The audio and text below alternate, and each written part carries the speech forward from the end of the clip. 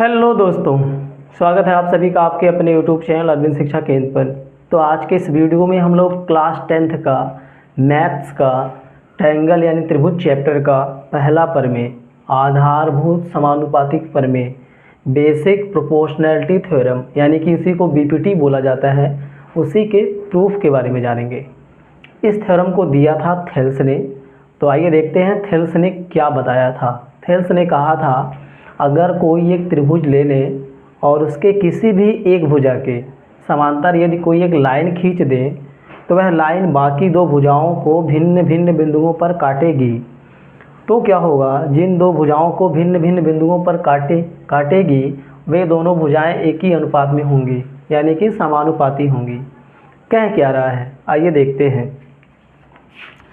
मान लीजिए अगर यह एक त्रिभुज है, मानना क्या है, यह एक त्रिभुज तो है ही, क्लियर, यह एक त्रिभुज है। चलिए इसका नाम देते हैं ABC, क्लियर है। तो यह एक ABC एक त्रिभुज है, क्लियर।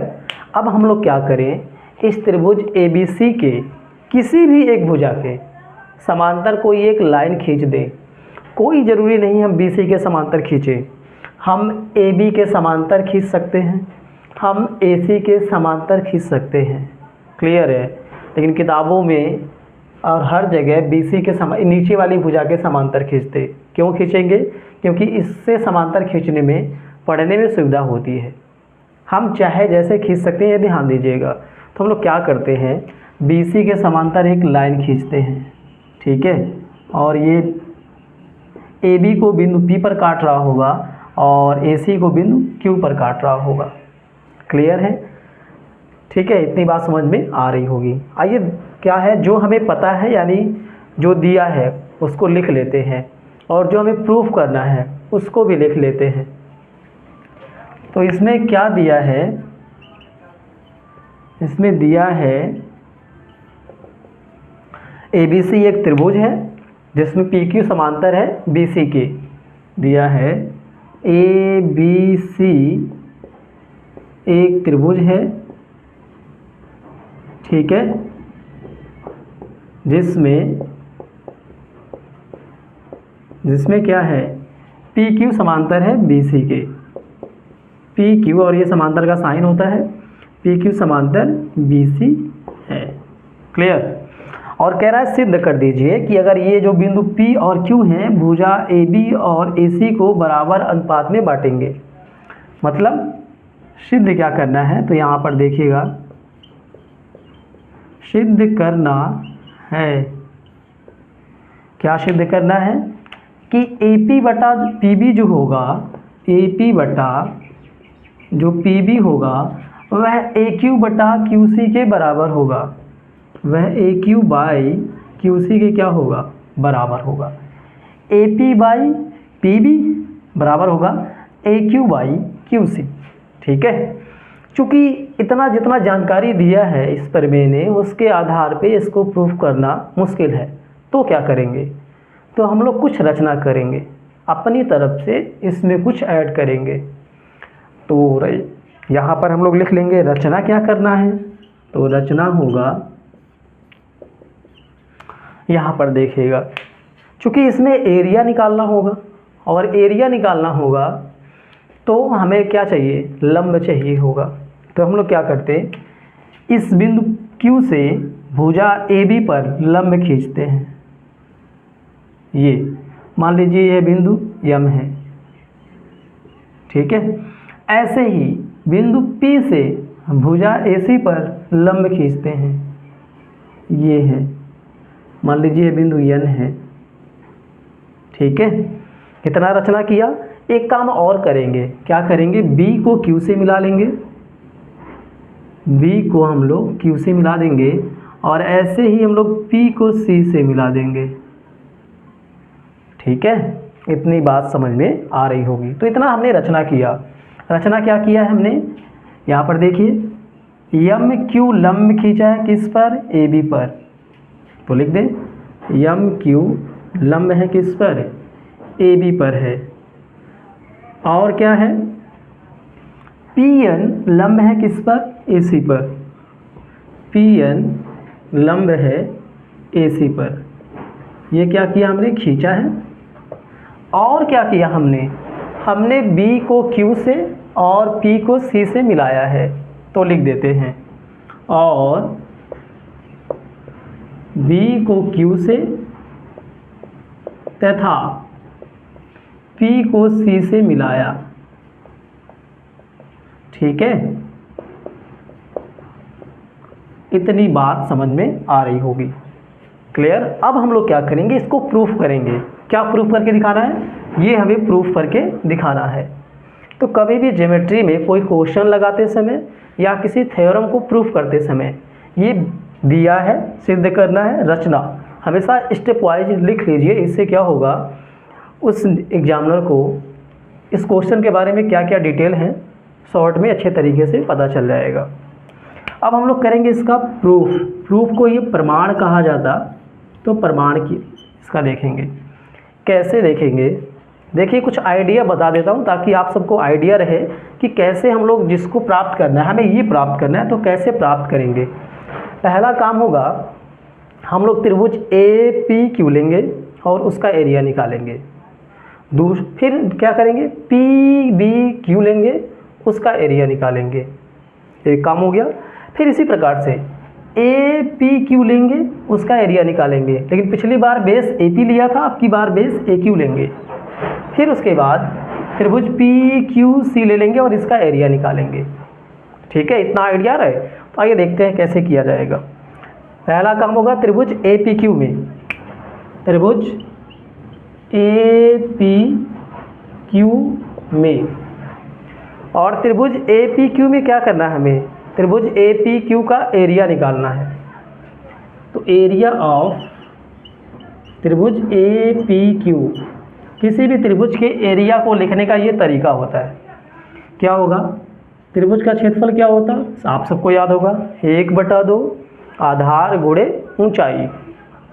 तो 1/2 आधार क्या लेना है, AP को, तो आधार होगा AP और ऊंचाई क्या होगी, लंब ही ऊंचाई होता है, तो ये क्या होगा, MQ ऊंचाई होगा। ठीक है, इसे हम लोग समीकरण नंबर 1 कह देते हैं। क्लियर, इतनी बात तो समझ में आ ही रही होगी। अब हम लोग क्या करें, त्रिभुज PBQ ले लेते हैं। त्रिभुज PBQ में, ठीक है। अब हम त्रिभुज PBQ का एरिया निकालेंगे। कैसे निकालेंगे, एरिया ऑफ त्रिभुज PBQ इक्वल टू क्या होगा, हाफ, यानी कि 1/2 आधार। आधार किसको मानना है, PB को आधार लेना है। PB यानी आप आधार हो गया, और ऊंचाई, ऊंचाई क्या होगा। अच्छा, ये कैसा त्रिभुज दिख रहा होगा, तो दिख रहा होगा कि ये अधिक कोण त्रिभुज है। क्लियर, अधिक कोण, थोड़ा सा इसको सही तरीके से बनाया जाए तो कुछ ऐसा दिखेगा।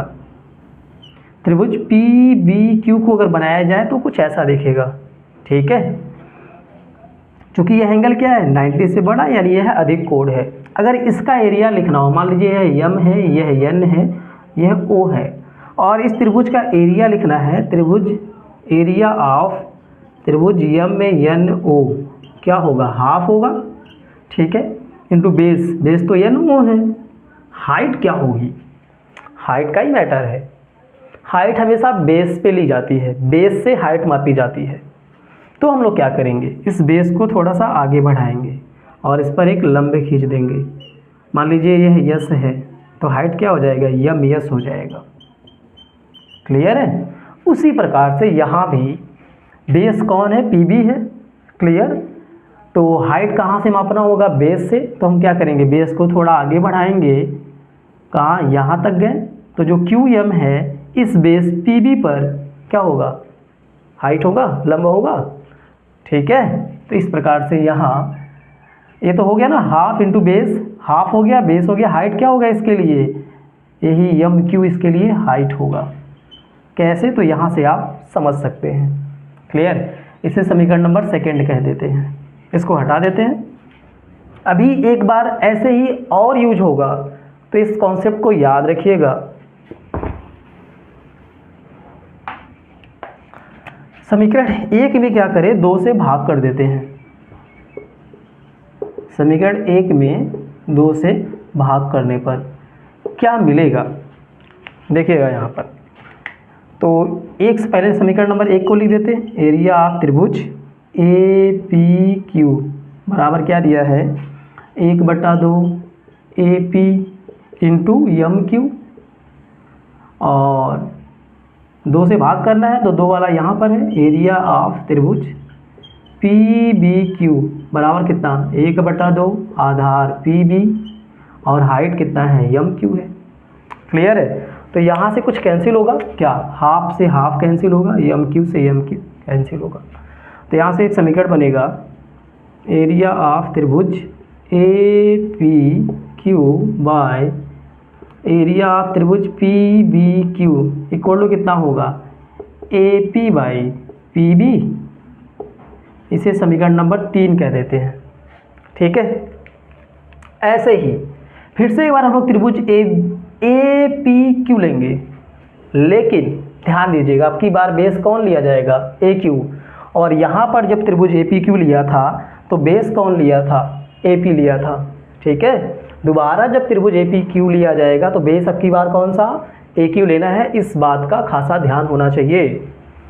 तो देखिए यहाँ पर त्रिभुज APQ में उसका एरिया निकाला जाएगा। तो एरिया क्या आएगा, एरिया ऑफ त्रिभुज APQ equal to half, base क्या लेना है, AQ, और हाइट क्या होगी, ये इस पर हाइट कौन है, यही PN है। क्लियर है, ये बात समझ में आ रहा होगा। ऐसे ही अब की बार त्रिभुज नीचे कौन सा लेना है, PQC लेना है। क्लियर।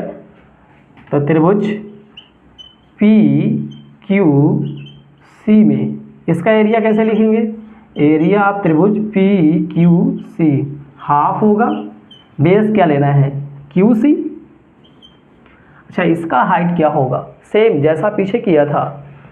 क्योंकि हाइट तो यहाँ नहीं है क्योंकि यह अधिक कोण त्रिभुज है, बेस को बढ़ाएंगे तो यहाँ पर जो PN होगा इसके लिए किसका काम करेगा, हाइट का, इंटू क्या होगा, PN होगा।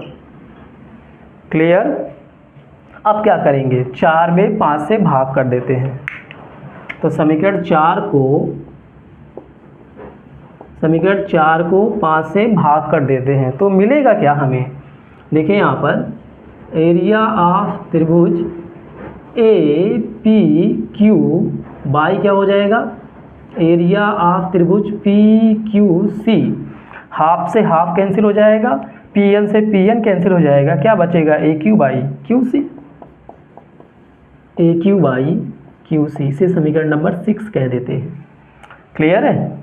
तो समीकरण 3 और 6 को देखिए। तो जो प्रूफ करना है, AP बाई PB बराबर AQ बाई QC आया। लेकिन अगर ये दोनों का लेफ्ट बराबर हो जाए तो दोनों का राइट बराबर हो जाएगा, और इस तरीके से हम लोग आसानी से प्रूफ कर पाएंगे। क्या दोनों का लेफ्ट बराबर है, तो देखेंगे ऊपर अंश में दोनों का अंश बराबर है। क्या दोनों का हर बराबर है, नहीं, दोनों का हर बराबर नहीं है, मतलब दोनों का लेफ्ट साइड बराबर नहीं है। तो कोई एक तरीका अपनाएं जिससे दोनों का लेफ्ट साइड बराबर हो जाए। इसके लिए क्लास 9th में चलते हैं। 9th में पढ़ा होगा, जैसे कि पता है आपको PQ समांतर है BC के। क्लियर है। और 9th में एक प्रमेय पढ़ा होगा, चूँकि जो पहले NCERT में था, अब जो न्यू NCERT आया उसमें से हटा दिया है। क्या था कि अगर 2 समांतर रेखाएं हों, ठीक है, और उनके बीच एक ही आधार पर, मान लीजिए यहाँ से यह एक आधार है, ठीक है, उनके बीच एक ही आधार पर जैसे एक त्रिभुज बनाया, फिर इसी आधार पर एक और त्रिभुज बनाया, इसी आधार पर हमने एक और त्रिभुज बनाया, तो सभी का एरिया बराबर होता है। क्या कहता है, 2 समांतर रेखाओं के बीच एक ही आधार से बने हुए सभी त्रिभुजों के क्षेत्रफल बराबर होते हैं। तो ऐसे ही देखिए जरा, PQ और BC समांतर है। हाँ, PQ और BC समांतर है, ऐसा दिया है। ठीक है। तो 2 समांतर रेखाओं के बीच देखिए, PQ से देखिएगा, PQ से दिख रहा होगा कि एक त्रिभुज इधर बना है, और इसी PQ से देखिएगा एक त्रिभुज इधर बना है। 2 समांतर रेखा, दोनों का बेस सेम, इसका इधर और इसका इधर, तो दोनों का एरिया क्या होगा, बराबर होगा। कौन कह रहा है, क्लास 9th में एक थ्योरम पढ़ा है उसके आधार पे। तो चूंकि क्या है, चूंकि एरिया ऑफ त्रिभुज पी क्यू बी इक्वल होगा किसके, एरिया ऑफ त्रिभुज पी क्यू सी के, पी क्यू सी के। क्यों तो यहाँ लिख देना पड़ेगा, दो समांतर रेखाओं और दो समांतर रेखाओं के बीच एक ही आधार पर स्थित त्रिभुजों के क्षेत्रफल बराबर होते हैं। तब यहाँ से अब देखिए समीकरण 3 और 6 को देखिएगा। अब तो पी बी क्यू और पी क्यू सी दोनों बराबर हो गया। इसे कोई नाम दे देते हैं, 7 नंबर नाम दे देते हैं। तो 3, 6 और 7 को देखिए, अब दोनों का लेफ्ट बराबर हो चुका है, क्लियर, तो दोनों का राइट बराबर हो जाएगा। तो लिख देते हैं समीकरण 3, 6 व 7 से क्या हो जाएगा, चूँकि दोनों सबका लेफ्ट बराबर हो चुका है, राइट भी बराबर हो जाएगा। तो A P by P B बराबर होगा A Q by Q C के, और यही तो बीपीटी, यानी यही तो बीपीटी है। इसी के बारे में थेल्स ने बताया था, क्लियर। तो थोड़ा सा देखने में बड़ा है, सारे कॉन्सेप्ट अच्छे तरीके से बताए जा चुके हैं। 1 से 2 बार देखेंगे, आराम से देखेंगे तो ये पूरा कॉन्सेप्ट आपको अच्छे तरीके से समझ में आ जाएगा। ठीक है, तो आज के इस वीडियो में इतना ही, धन्यवाद।